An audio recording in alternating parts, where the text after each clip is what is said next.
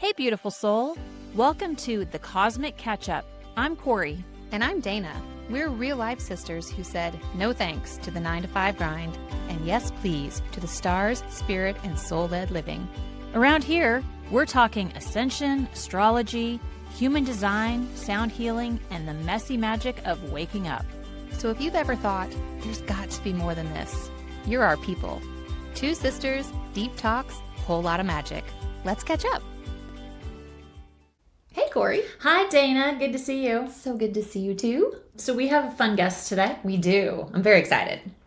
We're always excited. We're always excited to be with you guys today, but it's super fun when we have guests. Mm-hmm. And today, we are thrilled to welcome Kristen Barron to the podcast. She's a certified holistic wellness and transformational life coach, a Work That Reconnects facilitator, a yoga teacher, plus a Reiki and sound practitioner. She has got a lot of tools in her tool belt. She has a really interesting story that I'm excited to share with our audience. Yeah, this is going to be great. So after more than 15 years in the corporate world, Kristen felt the call to create a more authentic, soul-aligned life. Now she helps women do the same, navigating midlife transitions with clarity, confidence, and connection. Through her coaching, workshops, and events, Kristen empowers women to step into their next chapter with purpose, authenticity, and trust in the universe. Let's welcome Kristen. Kristen, we're so glad to have you. Thanks for being on our show today. I'm excited to be here. Thanks for having me. Tell us a little bit about your background and kind of like how you decided to live a more aligned life. I spent about 16 years corporate life. Went to college, was a business major, and went into marketing. Mm-hmm. And for a long time, loved what I was doing product marketing for a beauty company. That's how I met Dana. We worked together, and it pretty much was great until one day it wasn't. What clicked when you were like, this just isn't for me anymore? I think for me, it was really more of a long kind of unraveling a process. There was no one thing or catalyst that really, it wasn't like a forcing out like one thing that happened. It was really something that happened kind of over a very long period of time. I would say probably starting around maybe 2012, 2013. I was now about 8 years into my job and started having some random health issues or seemingly random health issues. And that's kind of when also I started just feeling probably like a little bit of burnout. Mm-hmm. And I started going to like yoga classes and doing a lot of different things and experimenting with a lot of different things to try to bring in a lot more work-life balance. And just over a period of time, continuing to still, like my health issues were getting worse and worse. And it was one of those situations where every time you would go to the doctor, the first thing the doctor asks is, are you more stressed than normal? And I was like, what is normal? Yeah. I didn't know what that was. Yeah. And I didn't think of myself as more stressed. And I just thought that was my normal life. So that's why I didn't recognize a lot in the beginning of like some of those burnout symptoms. And again, just kind of, I was having gut issues, skin issues. I started seeing all the doctors, doing all the tests, and they were seeing irritation, inflammation. They were seeing some things, but they couldn't figure out what that root cause was. And I started going to an acupuncturist, and through that, some of those symptoms started to get better. And I started noticing, I couldn't explain it, when acupuncturists talk about the energy in your body and how they move that. And I was like, what? I don't understand any of this, but it's working, so I don't care. Yeah. It doesn't matter how it helps as long as it's helping. Yeah. And so a lot of things started clearing up. But around that same time, now we're probably around 2015, 2016, I started, and I don't know if you remember this, but I started kind of just questioning a lot of what was a lot of my own beliefs. I wasn't raised in church. I didn't grow up in church, but I started questioning a lot of just bigger life things, kind of like, who am I? Is this really what I want to be doing? I started feeling kind of called to something bigger, even though I didn't know what that was. I started, because I didn't know what this was, I started like reading the Bible and trying to see, you know, is it religion, like something that's calling me with that? And so I was like listening to podcasts about the Bible, reading the Bible, and I was not feeling that. And over the years between, I think that, my health issues, and then at work, there started like in 2019, we had major changes at work, reorganizations, a lot of layoffs. And so it was just kind of just like this slow unraveling, the thread that was just being pulled. And I just felt bigger questions of life and where I'm at. And is this really what I wanted? Because again, I had the notions of ambition, climbing the ladder. I was going to be a vice president one day. And so that's what I was working towards. And I was on that path, and I was reporting directly to the CMO and saw a lot behind the curtain at the time. And I was seeing ways of leading that I did not agree with and that I didn't really want to be a part of. At that time, I was just like, I knew with the health issues and with kind of what was happening at work, this just wasn't a fit for me anymore. At that time, though, I didn't know what was. I had no idea what I wanted at that point. I just knew that I needed to get out of the situation that I was in. I think that's a real testament to just trusting that intuition of like, I know this isn't right. I don't know what the next thing is, but I know I can't stay where I'm at. So that led you to taking a gap year. And I had never heard of this idea as an adult, you know, taking a gap year. So like, what led you to that? Like, how did you come up with that idea? How did you find it? Yeah, I knew I was going to quit my job. I had planned to quit in April of 2020. That's when you get your bonus. Yep. Wait for that extra money. I was going to wait for that money, and I was going to then quit. But the universe had other plans, and as we all know, that's when the pandemic hit, and I said to myself, "Oh, whoa, okay." At the time, I was like, "I'm going to quit and go get another job. I might take a little time in between and travel a little bit," but in my head, it was just like, I know I don't want to do this job anymore. I didn't know what I wanted, so I was just going to look for another job. And then when the pandemic hit, that really made me kind of stop and pause and be like, okay, I think for a lot of people, it really put things in perspective for them. And for me, it taught me a lot. Like, I was hearing so many stories of people, like, I will never forget, like, I heard this one story of this man. I think he was in his 50s. He had bought like this boat, and every day he was out there getting that boat ready, and they were like, "Why aren't you taking your boat out?" And he's like, "I'm waiting until I retire, and then I'm gonna spend all my time on this boat." And then he passed and never got that opportunity. And I just was like, I don't want that to be my life. I don't want to keep putting my life off for the weekend or for a vacation or for some other event in the future that might never come. I had listened to a podcast with Lisa Welchel, actually, from Facts of Life. Cool. It was an Enneagram podcast, and she was talking about being in a very long period of life transition, and one of the things that she had done was this 500-mile pilgrimage across Spain. And I just remember thinking to myself, like, wow, I want to do that, you know? And I don't even think at the time, I don't even know if she said the name of it, but I just, in my head, it was kind of, the seed had been planted. And so when I started thinking, like, I'm going to quit, like, I know in my head I'm going to quit. Now it's just a matter of the when because of the pandemic. And now I knew this time is not for me to go just get another job.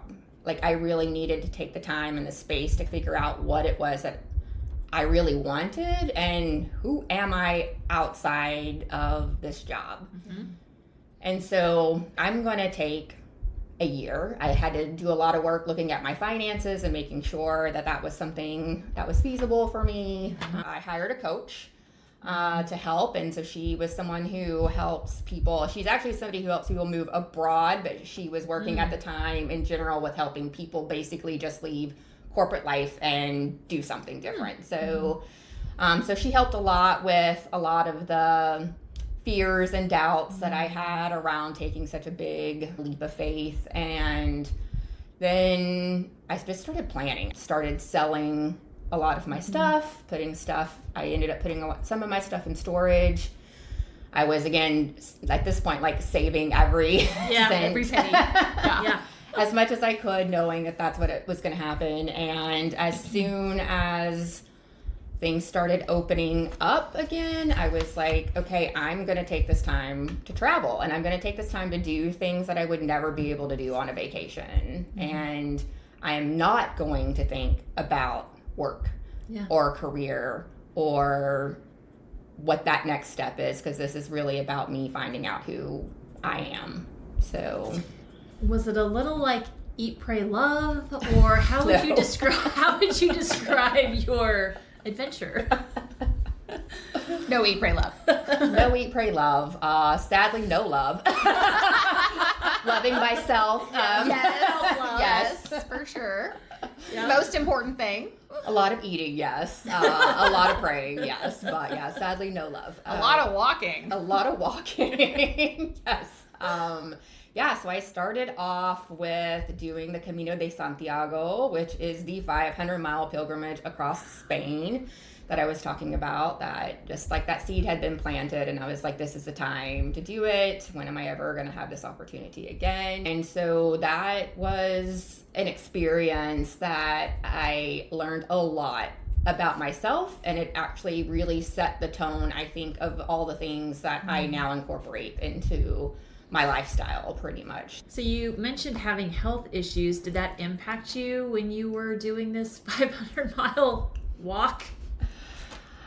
Yes, in some ways. Like the health issues I was having before were not things that were really going to impact my walk. I had actually worked through, acupuncture helped me with a lot of the gut issues. So I did have other health issues along the way on my Camino. 3 days into my Camino, I ended up finding out I had plantar fasciitis. I had been experiencing a lot of pain the first couple of days with my arches. I'm only 3 days in, and I get to my hotel and my feet are killing me, and luckily right across the street from my hotel is both a podiatrist and an ortho specialist.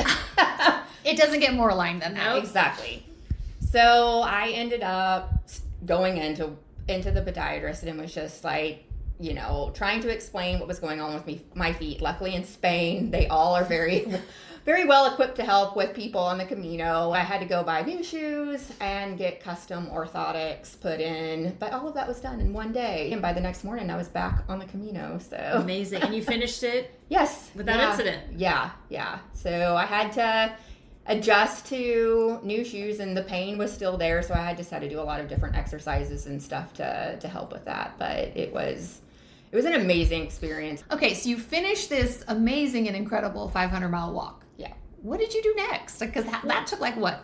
Yeah, how long did it take? 30 to 40 days? Like how long did it take? It took about 42 days, and that's with some rest days in there as well. But yeah, it took 42 days of walking all day. So I mean, that's incredible. But it's also only like 1 month of your year. Yeah. So like, what's next? What else did you do? You do that and you're like, cool, I'm gonna go home, I'm done? Or did you continue on this journey? Yeah, continued on, and actually you and some of our other friends met up afterwards in Portugal. We spent some time, so I had some little vacation time with friends, which was nice after being on my own, walking for miles on end. It was just a little bit of a culture shock to be back in the city and being with friends on a whirlwind. Like, oh yeah, we traveled all over Portugal. I benefited from your year because I got to go to some incredible places. So thanks. Yes, to visit. Yeah. So did that, and then when I left Portugal, I was in Portugal for about a month, and then I left there and I went to South Africa. And I spent a month in South Africa volunteering with an organization called African Impact. And so I was doing wildlife conservation and photography there. And yeah, I spent a month in South Africa and about 3 weeks in Kenya with the same organization.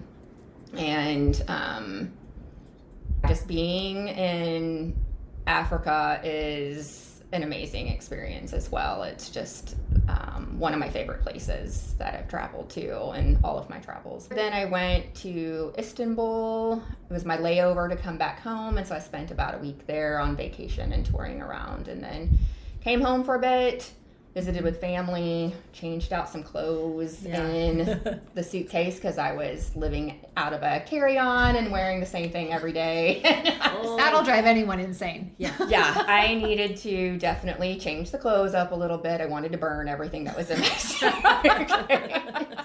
Like, I cannot look at this t-shirt one more time. Yeah, so I switched some clothes out, and then I went to Peru for 2 months. I spent a month there getting my yoga teacher certification, and then another month doing Reiki certifications there. So a lot of healing happening in Peru, and then Dana came and visited me there as well. We got to visit some beautiful ancient and mystic sites. Yes. I mean, Peru is just incredible. Yeah. And then I went to Mexico for about a week, and then went to Roatan and spent a month there. And so now it's like December, and I'm starting to be like, oh, what am I going to do now? Like the questions are starting, because I had not really allowed myself to kind of think about that. I really wanted to just be in the moment and be present and just let whatever was guiding me guide me. And I even remember when I was in Peru and I got my yoga teacher certification, I posted and shared like, oh, I just got my yoga teacher certification. And everyone was like, oh, you're going to be a yoga teacher now. And I was like, yes and no. maybe not. And I just remember being like, I don't know what it is yet, but this is part of it. So, and then the same thing with Reiki. When I finished that, I shared, and I was doing like some practice stuff with people, and they're like, oh, so you're going to be a Reiki guide now? And I was like, yes and no. Maybe. We're putting the pieces together. Yeah. I remember you described your experience and everything that you were learning as a puzzle. Yeah. And you kind of had found the edges. So, but not, you were kind of still figuring out what the inside pieces and how they fit. Yeah, I feel like I was just literally following breadcrumbs. I would just kind of see what are the things that are interesting me and exciting to me, and I would just start to follow them and see where the threads led me.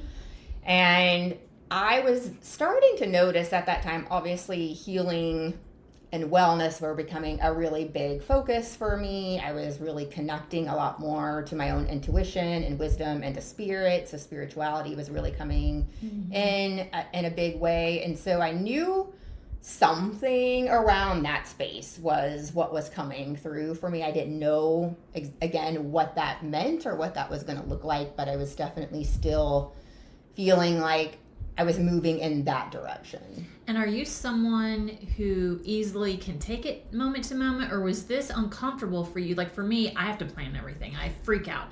Are you someone who can kind of go by the seat of your pants, or were you was there discomfort in going, I don't know what's next?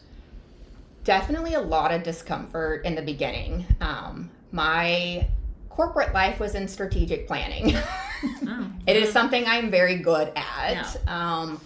Working a lot with having a vision and a plan to achieve that vision. That was all of the work I had done for so many years. And so, yes, it was very hard for me in the beginning to not have that plan. I have the beginning part kind of planned out, but after that, I don't know what I'm going to do. Like, I knew I was doing the Camino, and I knew I was going to go and do the volunteering in Africa because I had to book that in advance. Yeah. But outside of that, beyond that, I was like, I'm just going to let it happen, you know. And luckily, I'm really glad I did the Camino first, because that helped me let go of a lot of planning. Because with that, literally every day you get up and you're only planning for the next day. Yeah. And so, or at least that's what I did. I mean, there are people who plan the entire thing out, but you just never know how you're going to feel, how far you're going to walk, where you want to be. And so with that, I learned very quickly to go with the flow more. And I was actually really surprised how easy that ended up being for me. Like, I still plan some things, but I leave a lot of space now. There's flexibility. Yes. Yeah.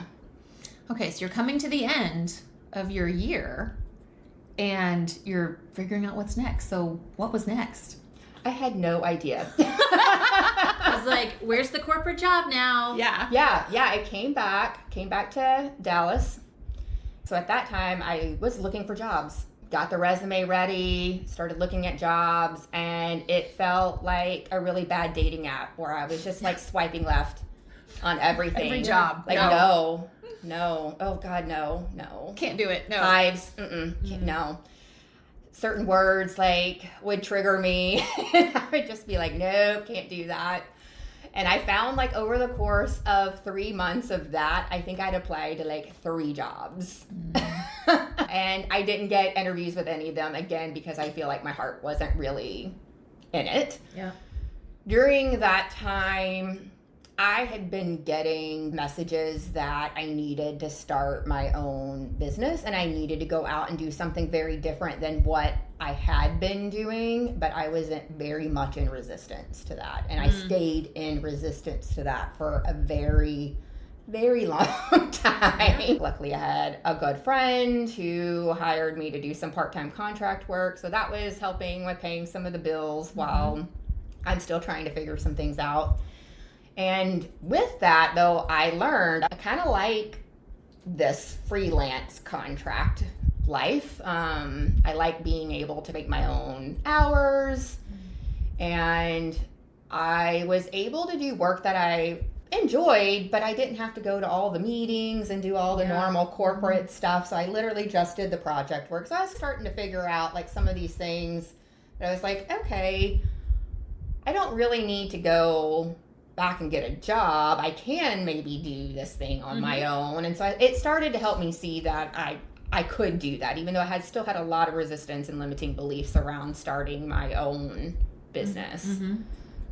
So yeah, I was still just trying to figure out where the universe was taking me. I knew it was going somewhere. So as you are kind of processing, you're back home, you're figuring things out, I would love for you to share with us from that time abroad, what were some of the most surprising things that you learned about yourself or the bigger lessons that you took out of that experience?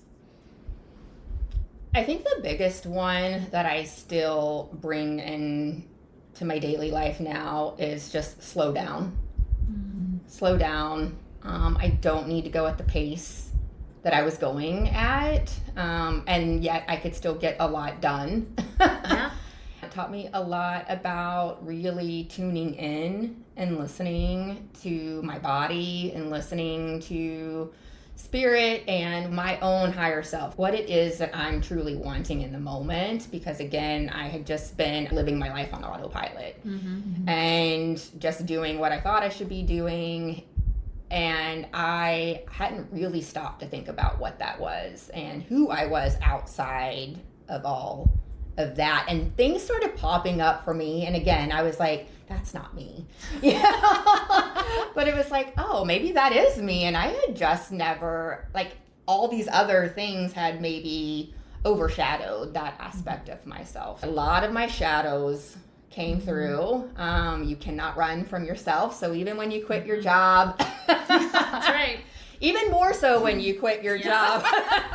There's more time to think and process, where before Yes. you could kind of shove it under the rug. Yeah, I'll get to that later. You had things to distract you. That's right. And so, yeah, so when I was on this break, I didn't have those normal distractions. So all those things came flooding in. So I learned I had shadows I didn't even know I had. I was a pretty self-aware person. There were things I knew I was going to have to work on during that time, but there were things that popped up that I was just like, whoa, okay, where'd that come from? And I didn't realize that was something I was going to have to deal with. So I had a lot of ego deaths along the way, a lot of parts of my identity that I was having to reconcile with and then release.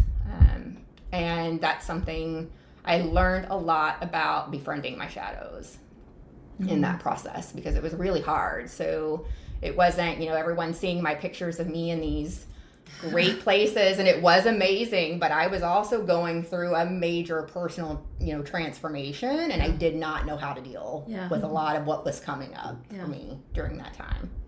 But you came out the other side. Yes. So you figured it out. Still figuring it out, yes, but yeah, there's definitely still some things I mean, we're always a work in progress, and I feel like I went from like one leap with taking the career break and going on this gap year, and then started another leap with starting my own business and going into entrepreneurship, and that's a whole other set of shadows that come up in that process. I just feel like I've been in a major state of transformation, and I went through my own, I guess, dark night of the soul through that, and then I feel now like I can talk about a lot of these things from a much better space than I was probably when I was going through it. In the middle of it. Yeah. Well, we love to talk about human design on this podcast because it's one of the tools to help you kind of figure out and connect with your authentic self. Yes. So you were the one who introduced me to human design and Gene Keys. And then it went straight to Corri. So tell me about how did human design come into your journey, and a little bit about how you have leveraged your profile and understanding that those aspects of yourself. Share what it is too. In human design, I am a 3/5 manifesting generator, emotional authority. And I found human design, I want to say either late 2019 or early 2020. This was around the time, Dana, you were getting into astrology, and Dana had done a reading for me, like we were practicing. And after that, of course, typical me, I have a lot of one lines also in my chart, and I just go down rabbit holes. So anything that interests me, and that's also my manifesting generator, and I went down a rabbit hole, and somehow through that, I don't even know what it was, but it led me to human design. So I started, there's a lot in human design. Sure is. To learn. I'd say the manifesting generator aspect of it kind of surprised me, in the sense of finally kind of seeing that all these things that I love to do and have been interested. I've always been someone who's very multi-passionate. It was really hard for me even growing up to choose a major, because I'm interested in so many things. And that's one of the reasons why I went into business and into marketing in general, because I was like, oh, I can market anything. Yeah. It really helped me accept that part of me that's always got my finger in something and trying different things out and not always sticking with those things. Sounds like that 3 a little bit. Yes. Yeah. Did you feel like all of that information really resonated with you, or did you feel that doesn't sound like me? I would definitely say the line 3, when I first read it, did not resonate with me. Mainly because the stuff I was reading at the time talked about it in the way of trial and error and success and failure. Oh, okay. And I did not like the word failure. And so I was like, oh, that's not me. I don't fail. Yeah. Yeah. And I was just like, no, I'm not out there trying all these things and failing at them. I succeed. I don't get into things that I'm not going to be good at. So that part did not resonate with me. The line 5 definitely resonated with me, which is interesting because that was the unconscious side. Right. And so a lot of the unconscious stuff is actually what resonated with me more than the conscious side of things, which I thought was interesting at the time. But I don't think it was until later, after my career break, that I really started to see how much that line 3 was present in my life. And it wasn't until I saw someone else describe it more as the explorer versus this trial and error, success failure way. And when I saw that, I was like, oh yes, 100% that's me. That's the interesting thing with human design. You're exactly right.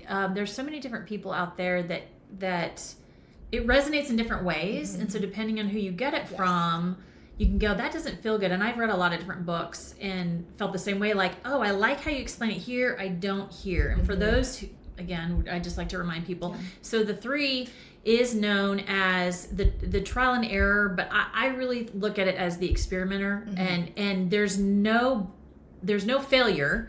There's lessons in everything, and it's how you learn. And those with 3s take that and then really are able to help others, because we've gone through all the, maybe some of the gook, some of the not great stuff to learn the good stuff, which just makes us wise, I think. Yes. Even though we're not 6s, I still think makes us wise. Yes. And the 5 is what we call the savior. And it's really about how people connect with community or really anywhere. And it's, you can help people. And people know that. And so sometimes, though, there's a little bit to put too much on those 5s.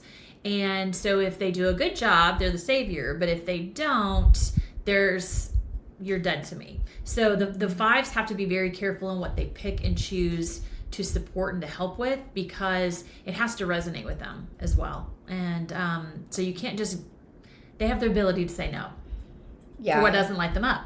And in my corporate life, that line 5 was something that this is why I felt much more connected to that line 5 and more conscious of that, was because in my corporate life, I was the person that everybody went to help solve problems, right? Like if there was a process task force or any sort of task force, everyone's like, Kristen, we'll put Kristen on that. Kristen can do that, And I liked that. I liked that people trusted in me and that they felt I was capable of that. But to your point, I remember at one point I was like, I can't take on any more things. So it's like, can I pass the torch on to someone else? Can someone else do some of this stuff? And it was just to that point, everybody, like disappointing people in that way. Or if I wasn't able to meet the expectations, it felt very much like I'm gonna get fired if I don't do this, which is crazy. Like when I look on it now, I know that wasn't gonna happen, but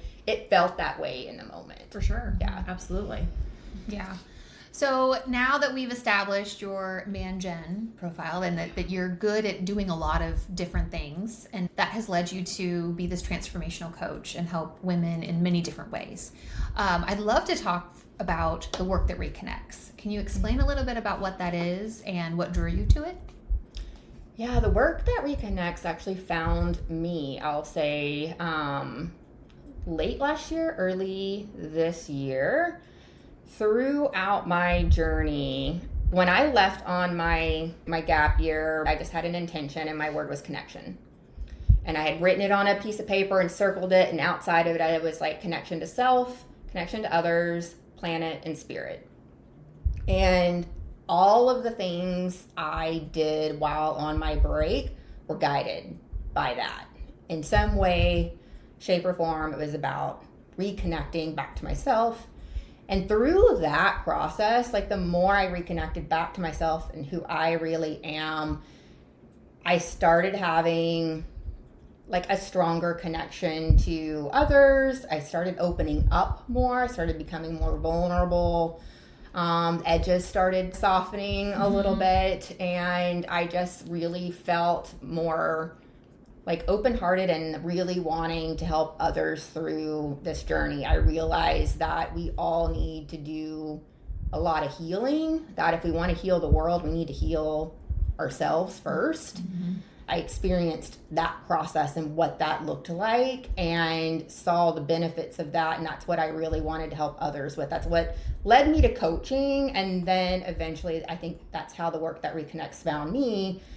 And the work that Reconnects is a group process, like spiral process framework that was really designed and developed to empower you to contribute to the healing of the world. It was created by Joanna Macy, and she just passed away this summer. And she was an environmental activist, Buddhist scholar, author, amazing woman, very big inspiration to a lot of people. And she started off this work, it was a grief and despair work. And she was working a lot, especially in the 60s and 70s, a lot of like war. This is like a nuclear threats during this time, a lot of big things coming up, similar to today, what we're going through now. And so she created this body of work, and it goes through a 4-stage spiral process. And spiral meaning that it's not linear, it's not one and done. We are meant to engage with it again and again. It starts off with gratitude, like anchoring yourself in gratitude. And when you come from a place of gratitude and you're anchored in the things that you love, you want to protect those things, right? And then from that place of gratitude, you're able to then open yourself up to the pain of the world. And so then we go through a process of honoring our pain and our grief and all the emotions that are coming up with that. So anger, fear, sorrow, shame, and honor, like it's honoring that. And so much of our lives, we've all been, suppressing a lot of those feelings. We've been conditioned to suppress those feelings. And so through this process, it's about allowing that, it's accepting that, and then honoring it, like actually celebrating that we feel that way. Because when you allow those feelings to be expressed, you're showing how much you care. And that's important right now. Like it's really important to not turn away and not shut down.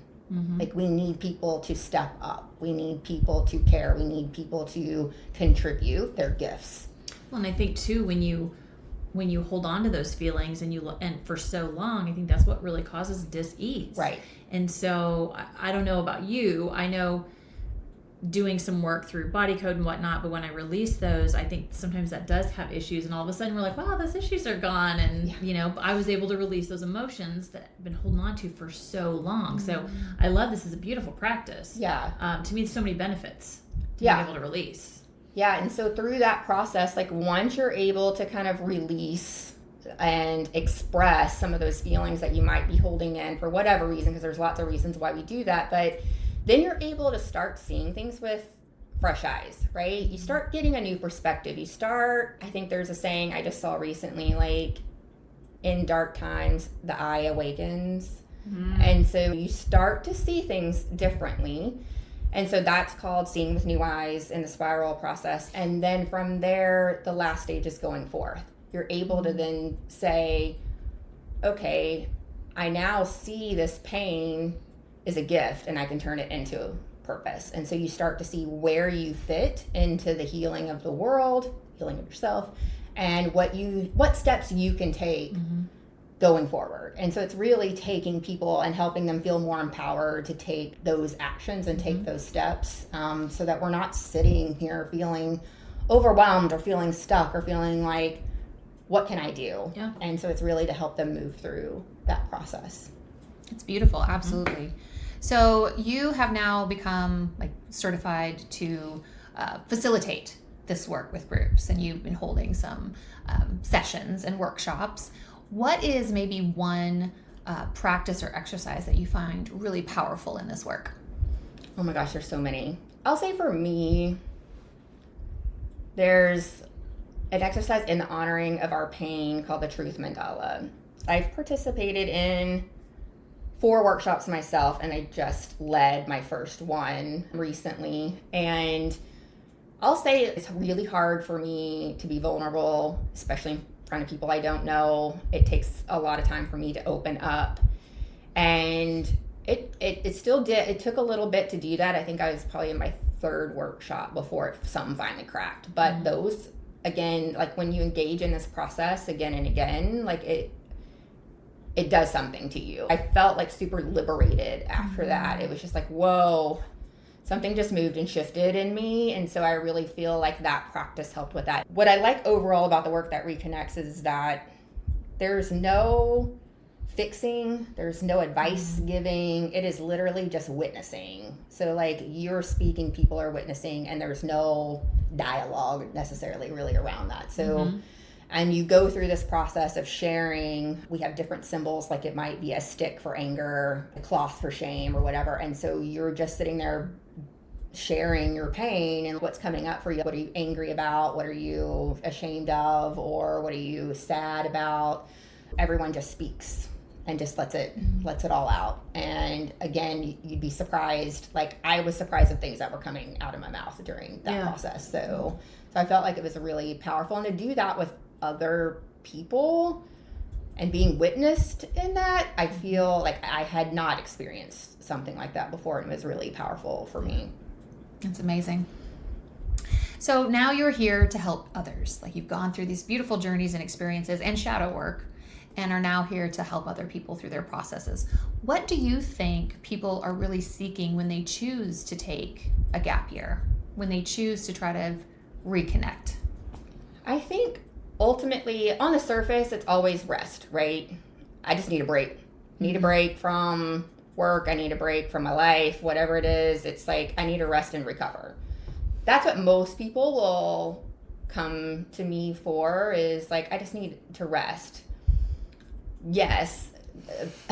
But there's more. But often underlying a lot of that is that they have somehow gotten disconnected from their values, from the things that really are important to them. And that's where the burnout is coming from.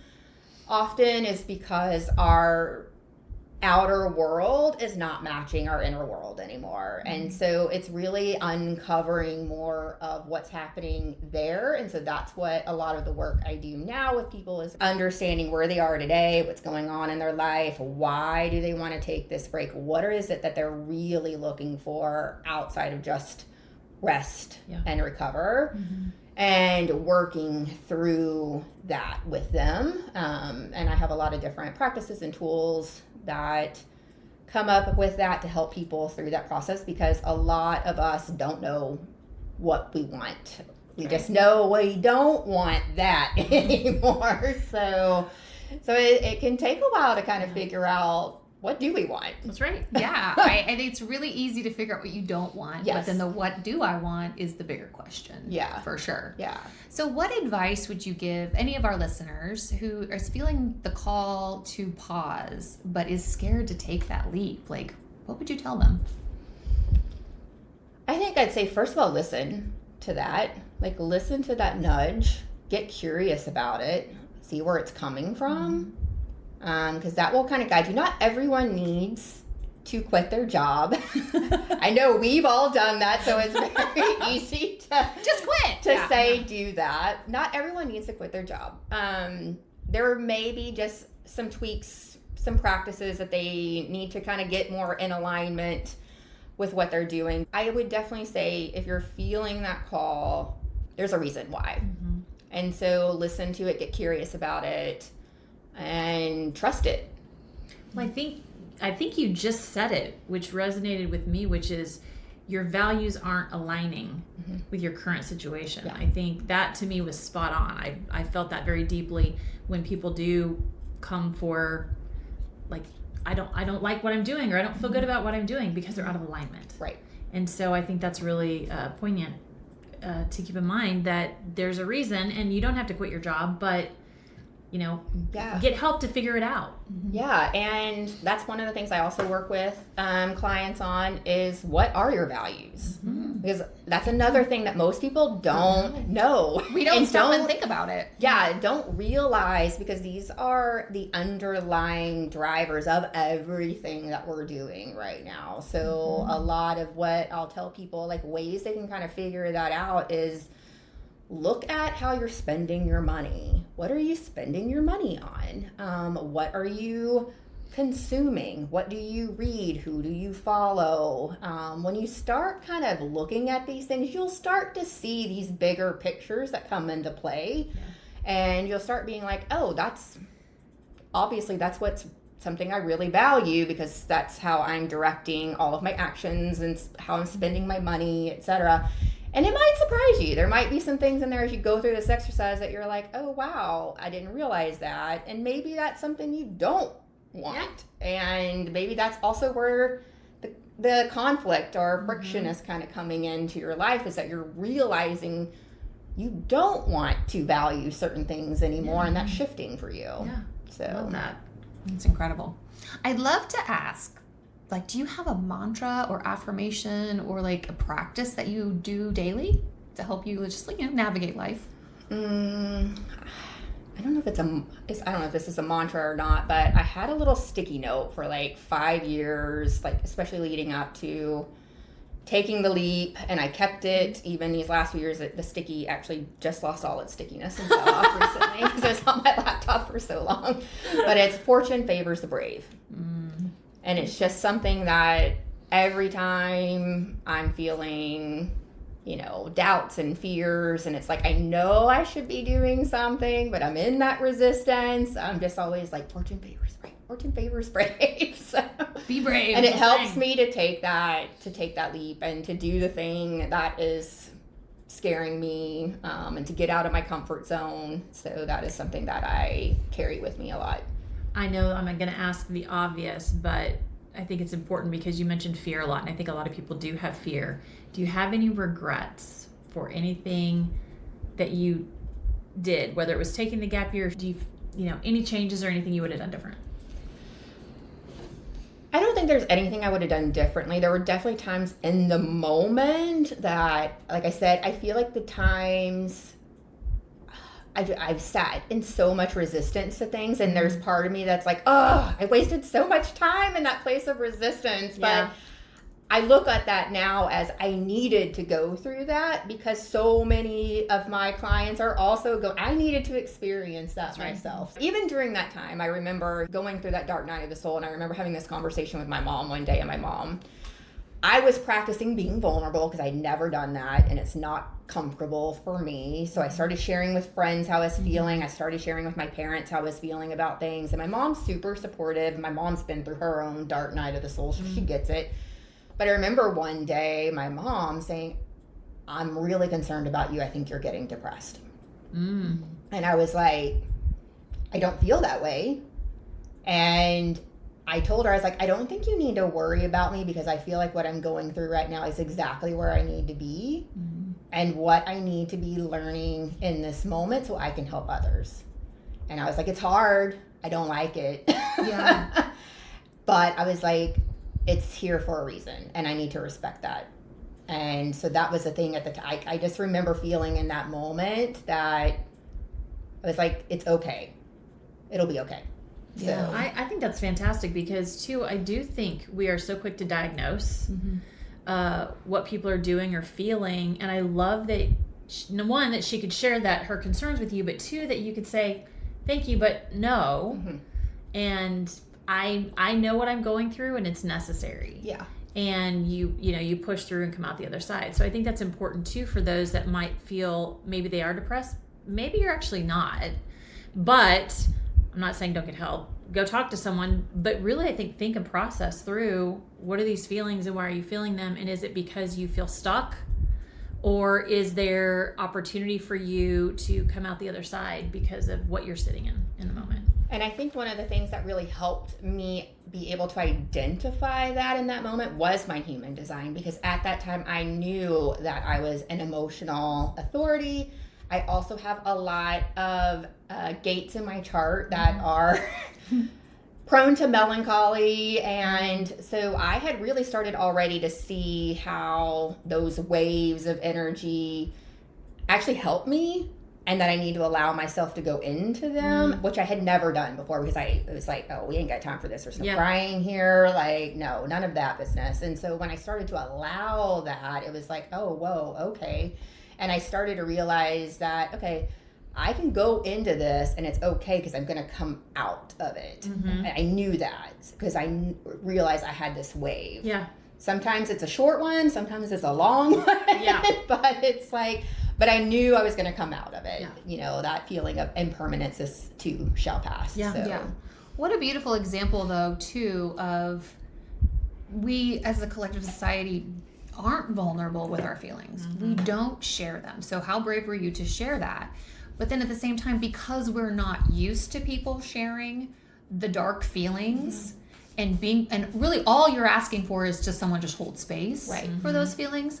But because we're not used to hearing that, we don't know to hold space. And we immediately go, you need help. Fix the problem. I'll say through my training for coaching and then the work that Reconnects, it's taught me a lot about the art of holding space for people. And that was really difficult for me, being the problem solver and the fixer and the knight who's got to come in and save everybody, right? And so I've had to work really hard in this space to not do that. I've often thought about that during this process. So like, as much as I'm working on that, like, we all need this skill.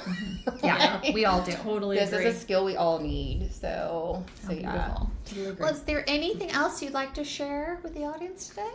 So Gene Keys for me was really important in my journey as well, because it helped me understand the shadow side of myself, and the gift that comes from that. Yep. So that was a really big part of my journey. In fact, probably even more so than human design or anything else, because like I bought the book and then even on my break I bought the digital version because I too. I was like, I can't carry the book. I can't carry this book with me. So I was like, but I had to have it. Like, it was that important to me. Yep. And it was something that I continued to share. I now know 3 or 4 people who are now Gene Keys ambassadors because of it, because they also felt, that aspect of how helpful it really is from that place of shadow. And for those interested, I know I've talked about Gene Keys, but Richard Rudd wrote the Gene Keys, and so you can certainly find his massive book on Amazon, but the digital copy is a lot more convenient to carry around if you would like it with you all the time. Yes. Plug for Richard. Yeah, because he, studied with Ra, and Ra has a very distinct style and way of expressing. And then Richard came along and kind of took that and, definitely put it into a more poetic and, I think, in my mind, relatable way. At least for me, again, we talk a lot about resonance. For some people, Raw is what resonates with them, and then others, you got to find the person that resonates with you. I know a lot of people will say it's already the market's already saturated or whatever, but it's like, I say no market is saturated, because it's always about finding resonance and who resonates with you, and you've got to find it. Coaching is very much the same way. 100%. Exactly. We will list your Instagram and email in the show notes for anyone who wants to get in touch with you, because I think everyone can benefit from your wisdom and experience in this point. Now, we love to do something on our show, which is we're going to have you, our guest, pull a card for the collective energy right now. What do people need to know? Get in there wherever you want. Pull it up. Oh, going forward. This is a beautiful card that shows some emerald green rolling hills and a beautiful golden path lighting the way. What do you get from that, Corri? Well, you can't make this up. I feel like every card has completely resonated with the topic. And going forward, and Kristen mentioned it with her mantra. We'll stick with mantra. That you don't always know the path ahead, because in this card, you cannot see where the path ends. You can see the start of it, and it's going through beautiful rolling hills, but it's also leading towards the sun, and the sun is warmth and energy, and it just makes you feel good. So it feels very much of going off into let's call it the sunset, right? And you always think positive with that. So to me, it's take the road. You may not know where you're going, but it will get you where you need to be. So let's all go forward. I love it. Awesome. Kristen, thanks for joining us today. Thanks so for good to having have me. you. This was fun. I love it. And we'll catch you on the next episode. Thanks for catching up with us on the Cosmic Catch-Up. If today's episode sparked something in your soul, hit subscribe, leave a review, and share the magic with your fellow seekers. You can hang with us on Instagram @the Cosmic Catch-Up for behind-the-scenes updates and more cosmic goodness. And if you're feeling the call to go deeper, we offer personal guidance through our individual practices. All the details are in the show notes. And if it's aligned, we trust you'll feel it. Until next time, keep following the magic. The content we share reflects our personal experiences, insights, and opinions. We're not medical, legal, or financial professionals, and we encourage you to always do your own research, trust your intuition, and seek guidance from qualified experts when needed. Take what resonates and leave the rest. This journey is yours to explore.